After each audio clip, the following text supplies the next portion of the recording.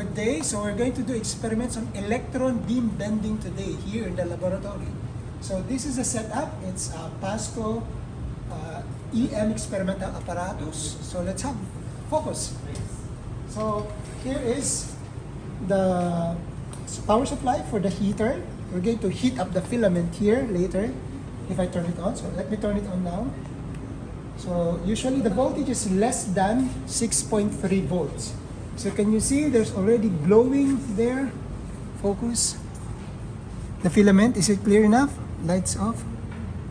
Yeah, that one. Can you see that? Is it visible? Okay, so lights on. So we're going to accelerate the electrons. So you have electrons now.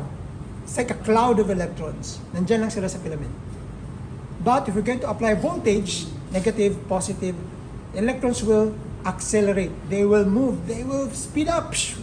Okay, let's do it. Sorry. Okay, so this is the power supply for the accelerating voltage. Look, there's already an electron. It's a little bit diffused because the deflection plates are moved or not in a proper position, but it should be a straight line. So here's the accelerating voltage. It's 292 volts. We can also further increase it.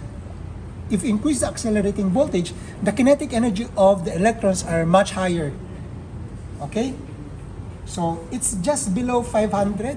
If you exceed maybe a kilovoltage, you can produce X-rays or even higher, no?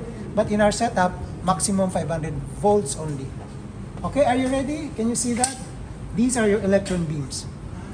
Right-hand rule says that if you expose the electron beams to a magnetic field like this, they will experience a force, if positive, upward. If negative, which is electrons, downward. So I will move it like this. So they should bend downward, but again, our setup is a little bit, downward. Can you see? Downward. If like this naman, upward, north. So it's moving upward. Okay? Now let's try to use the coil. So you have here coils of wire, this one. If you apply a current, if you put current here, it will produce a uniform magnetic field. Second version of right-hand rule, uniform magnetic field.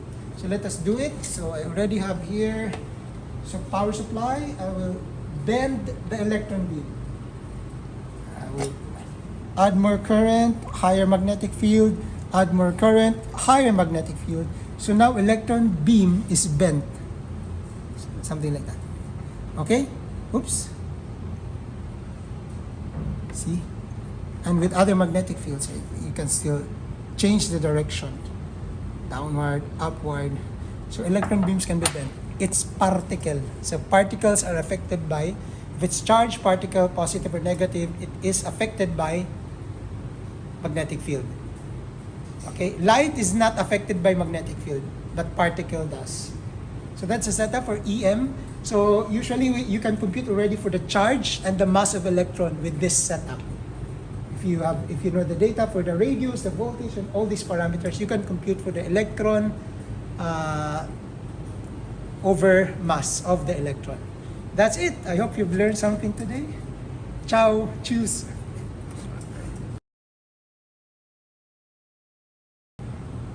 Good morning. So we're going to do experiments on electron beam bending.